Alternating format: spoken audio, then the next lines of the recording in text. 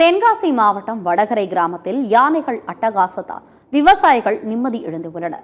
மின்வேலியை உடைத்தெறிந்துவிட்டு விளைநிலங்களுக்குள் புகுந்து காட்டு யானைகள் 150க்கும் மேற்பட்ட தென்னை மரங்களை வேரோடு சாய்த்துள்ளன.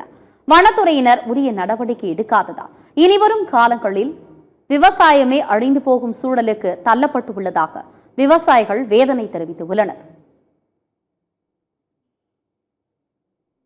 கடையனூர் பகுதியில் தொடர்ந்து யானைகள் பயங்கரமான அட்டகாசம் பண்ணிக்கிட்டு இருக்கு. ஆனா என்னன்னா 10 ஆண்டு காலமா எந்த ஆட்சியாளர் ஆண்டாலும் நாங்க கூவையா குத்திக்கிட்டு முறையிடுதோம். ஆனா எந்த பலனும் இல்லை. அரசு நாங்க கோரிக்கை வச்சதுல இருந்து அரசு பல்வேறு நிதியை ஒதுக்குறாங்க. சோலாருக்கு ஒதுக்குறாங்க, அகழிக்கு வெட்டதுக்கு ஒதுக்குறாங்க. ஆனா எந்த பலனும் இல்லை. யானைய பன்றிகள் எல்லாமே எங்க விளைநிலங்களை விட்டுட்டு அங்க சோலார் போடுறாங்க. சோலார் போட்டாங்களா போடலையா, அந்த நிதியை என்ன செஞ்சாங்கன்னு எங்களுக்கு தெரிய மாட்டேங்குது. ஆனா எங்களுக்கு தொடர்கதையா ஒரு நாளைக்கு 150 மரத்தை அழிக்கி, வாழைகள் லட்சக்கணக்கான வாழை அழிக்கி, மாமரங்களை பூரா காய்க்க வேண்டிய மாமரங்கள் பூரா தள்ளுது.